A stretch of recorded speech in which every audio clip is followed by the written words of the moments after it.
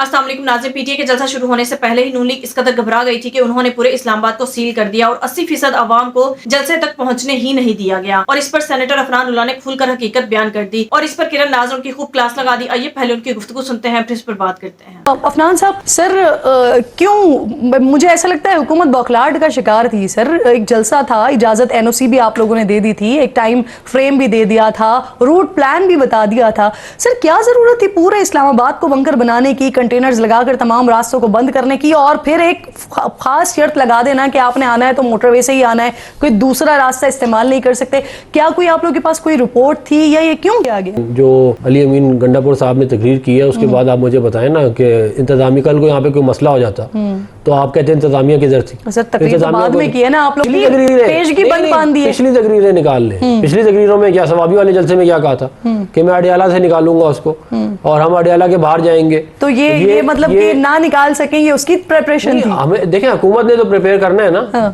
और फिर हिस्ट्री, हर किसी की जमात की अपनी हिस्ट्री है। तो वाकई आप लोग ये सोच रहे थे इमरान खान को अडियाला से निकाल के ले जाएंगे अगर ये कंटेनर बंद नहीं करेंगे? निकाल नहीं सकते, लेकिन ज़ाहिर है वो इंतशार तो फैल सकता था ना। जैसे आपने देखा कि वो जो है कुछ, अगर 7 बजे का टाइम था एनओसी का तो अच्छा ही होता, या तो 7 बजे तक का टाइम ना लेते, 9 बजे का ले लेते, 3 से 9 कर लेते तो शायद ये मसला ना होता। लेकिन अगर 7 बजे का लिया था तो उसको पूरा करना चाहिए था ऑनर। अगर उसको ऑनर नहीं किया, फिर आके तकरीर ये कर रहे हैं कि 2 हफ्ते का टाइम दे रहे हैं। अफनान साहब, ये तो आप भी जानते हैं कि जब जलसे जुलूस होते हैं या इनफैक्ट किसी का इस्तकबाल होता है तो रास्ते बंद होते हैं, लोग नहीं पहुंच पाते। शहबाज शरीफ साहब मियां साहब को लेने के लिए नहीं पहुंच पाए थे। सर ठीक है, वो मैं ये कह रहा हूँ कि अब आपने खुद वो टाइम कहा इंतजामिया को, उसके बाद आपने उसको ऑनर नहीं किया जी। और सर इसकी वजह से कि फिर रुकावटें लगाई गई, रास्ते बंद किए गए, तो जो मजमा आ रहा था या जो आवाम आ रही थी, जो पाकिस्तानी ही थे सारे के सारे जो आ रहे थे, फिर ये एक नाखुशगवार वाकया पेश आ गया। लेकिन आप देखें जो तकरीर है ना, जो उसका कंटेंट है जी, जो गंडापुर साहब को तकरीर है, उसको आप जरा देखें। ये कोई बात है? आप कह रही हैं कि जी कंटेनर लगाए थे इस्लामाबाद के अंदर, तो कंटेनर जरूर लगाए थे। इंटरनेट सर्विस मुअत्तल हुई।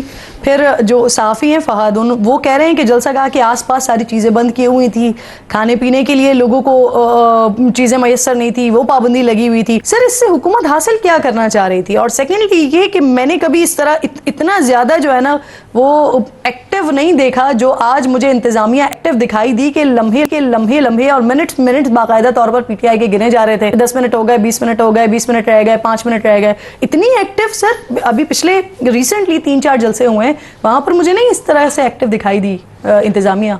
देखिए, इसकी बुनियादी वजह जो है वो 9 मई के वाले मामले हैं। जहाँ तक इंटरनेट बंद थी वो तो देखें इनकी अपनी सेफ्टी के लिए किया गया था। जो ऐसी कोई इंटेलिजेंस रिपोर्ट्स थी क्या आप लोगों के पास? नहीं, देखें मुल्क के अंदर हालात आपको पता है कि बहुत ज़बरदस्त जो नहीं है सिक्योरिटी की, जबकि सामने रख के फिर जो है सारा मामला। अच्छा सर, अब ये जो बिल आया, अब एग्जैक्टली 2 दिन पहले एक बिल आ गया जिस पे इस्लामाबाद में जलसा करने पर वो 3 साल और फिर उसके बाद आगे 7 साल 10 साल अगर आप इजाज़त नहीं लेते हैं, वो वाली सज़ाओं का मामला हो गया और खिलाफ वर्जी करने पर सजाएं होंगी। तो अब क्या होगा, क्योंकि अब टाइम तो ओवर हो गया अकॉर्डिंग टू द बिल, तो क्या फिर अब जो पीटीआई की क़यादत है या जो कारकुनान है उनके ऊपर मुकदमे बनेंगे, गिरफ्तारियां होंगी, होगा क्या? देखिए, वो जो बिल है वो सेनेट ने पास किया, उसको नेशनल असेंबली ने पास नहीं किया। नेशनल असेंबली पास करेगी, फिर सदर प्राइम मिनिस्टर हाउस से जाएगा प्रेसिडेंट को समरी। जब प्रेसिडेंट साइन करते हैं तब फिर वो कानून बनता है। तो वो कानून अभी बना ही नहीं है। कर चुके हैं जरदारी साहब उसको साइन, कल हो चुका है साइन। अगर नेशनल असेंबली से पास हो गया तो फिर क्या कहते हैं, कल साइन भी हो चुका है, वो बन चुका है कानून।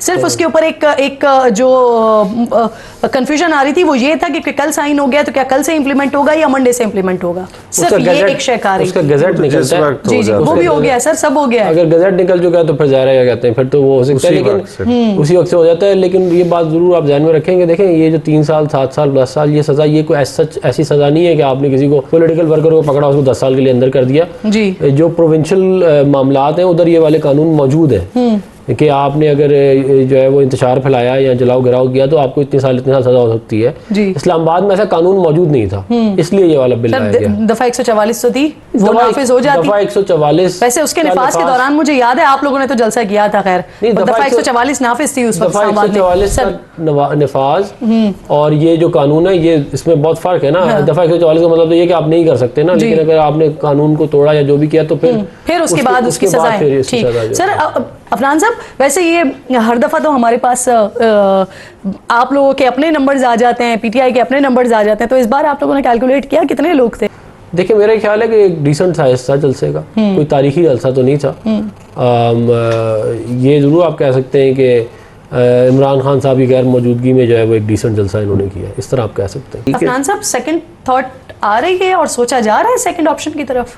कौन सा सेकंड ऑप्शन? सर जो बात कर रहे हैं आप, इतने ना समझ तो नहीं है कि आपको मेरी बात ना समझ आ रही हो? मुझे समझ में तो आ गई है। मैं देखिए दूसरा ऑप्शन जो ये कह रहे हैं कि इलेक्शन दोबारा से कॉल करने वाला, वो ऑप्शन मेरा ख्याल है इतनी जल्दी वायबल नहीं है कि एक इलेक्शन हो और उसके बाद, और वो ख़ास बिलखुसूस अगर आपने इलेक्शन दोबारा में जाना है तो जो बहुत सारे मामलात हैं वो सियासतदानों को पहले तय करने चाहिए, वरना फिर इलेक्शन होगा, फिर हम एक दूसरे को कहेंगे कि ये नहीं, वो नहीं। तो सर हो गई है फाइनलाइज, चीज़ें हो गई हैं कि गवर्नर और सेनेटरशिप JUIF को दी जा रही है क्या? क्योंकि मेरे प्रोग्राम में JUIF के लोग आकर बारह कहते रहे हैं कि हुकूमत की तरफ से उनको ऑफर्स तो बहुत हैंडसम की जा रही है, लेकिन वो आएंगे नहीं आपकी तरफ। देखिए इंशाल्लाह मुझे उम्मीद है कि जमात उलमा इस्लाम जो है वो हुकूमत के हक़ में वोट डालेगी आने वाले दिनों में। और टर्म्स यही हैं जो बैरिस्टर सैफ बात कर रहे हैं। देखिए ज़ाहिर है उनको हमने अपना इत्तेहादी बनाने के लिए और उनको इस पूरे जो कंसोर्टियम उसमें हिस्सा देने के लिए कोई ना कोई कंसेशंस तो दिए हैं, लेकिन उसी डिटेल आने वाले दिनों में सामने आ जाएंगी।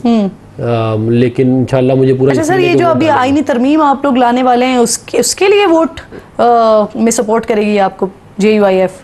जी इंशाल्लाह। अच्छा, और दूसरा ये जो आप लोग कमिटमेंट्स अगर आपने कर भी ली हैं आगे, तो ये आपने किस बेस पे की है? क्योंकि जिन चीजों के ऊपर बात हो रही है वो तो पाकिस्तान पीपल्स पार्टी के पास है। नहीं देखिए वो सारों को ऑन बोर्ड करके ही। पीपल्स पार्टी ऑन बोर्ड है? नहीं वो सबको नहीं, ये जो कॉन्स्टिट्यूशनल अमेंडमेंट आएगी वो सारी खाली हमारी नहीं, मैं ऑफर्स की बात कर रही हूँ। जो आपने JUIF को जो ऑफर की है, गवर्नरशिप की, वजारत की, सेनेटरशिप की, तो ये आपने पीपल्स पार्टी को ऑन बोर्ड लेकर ये ऑफर्स की है सारी तमाम, और पीपल्स पार्टी अग्री है इस पर? देखिए तमाम चीज़ों में हमने अपने तमाम अलायंस को ऑन बोर्ड रखा है, उसके बगैर तो हो ही नहीं सकता था ना।